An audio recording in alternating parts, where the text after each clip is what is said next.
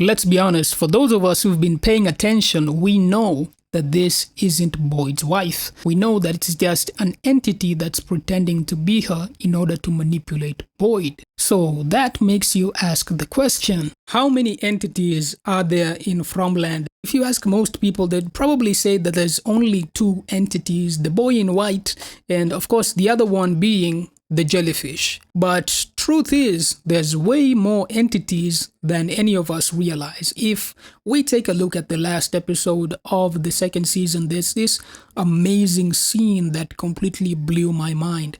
And I'm talking about how Sarah was able to see through the other dimension where the music box was.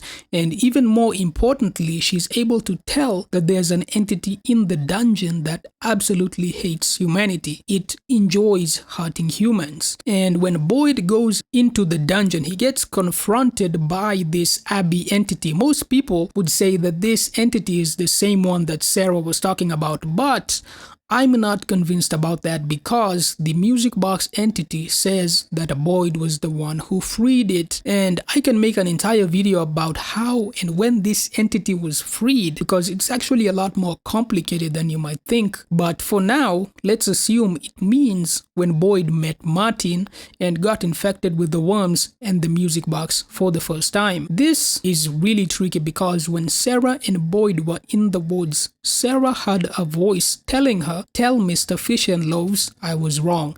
And we know that's the nickname Abby used to call Boyd. So the implication here is that Abby was the one who talked to Sarah, but it could also have been that this entity that constantly uses Abby to try to manipulate Boyd just like it does in the season 2 finale and just like it did when it showed up in the RV was the same one who was talking to Sarah. The reason why I think it must have been this entity is because every single time it's clear that the intent is to stop Boyd from exploring Fromland further than he already has, i.e. get him to accept the status quo, accept that he will die in Fromland. But Boyd, he knows that is some insane bullshit, and that's why Boyd is great. But going back to the main point, because the Abby entity was already manipulating Boyd before he even went into the dungeon, that makes me believe that the music box entity and the Abby entity are two different things.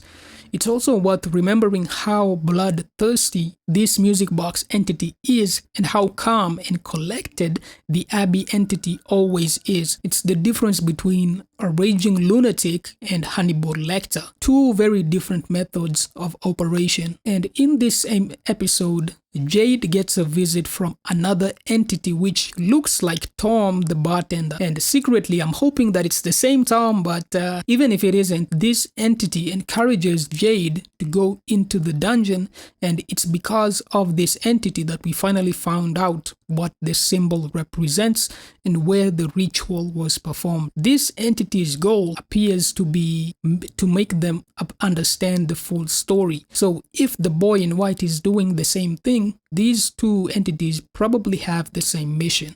And this brings us to one of the craziest things that happened when Jim makes the radio call. Somebody picks up and that person warns him that if Tabitha keeps digging the hole, things are going to get bad.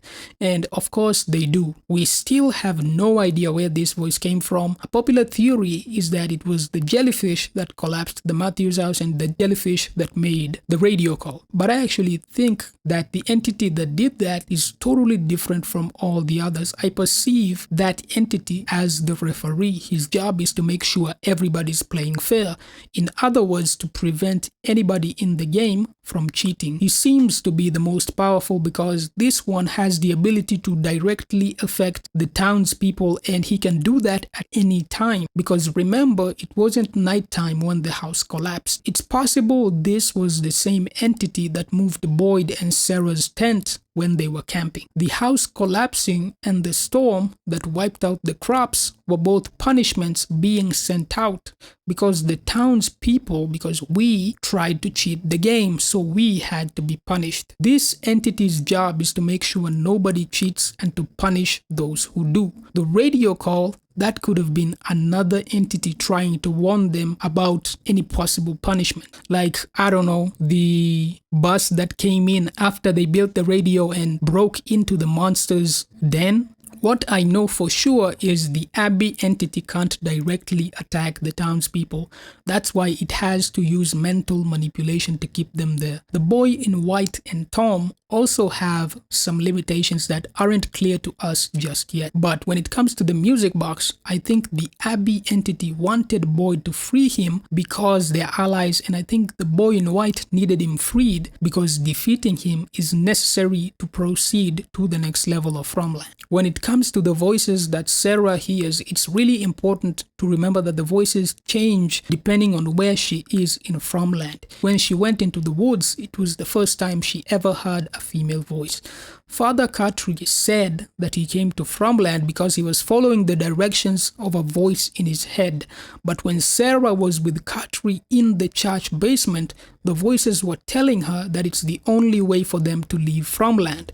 That makes it clear that these voices have different goals. You've got voices trying to keep them in Fromland, and you've got others trying to get them out. It's also fascinating that the boy in white was talking to Sarah telepathically in the woods, but he used his mouth when he talked to Tabitha in the lighthouse. That means all these entities might have the ability to talk telepathically. So all of those voices that Sarah hears, they might all be different entities. Ultimately, for now, I'll say we have at least 5 different entities in Fromland. You've got 1, the music box.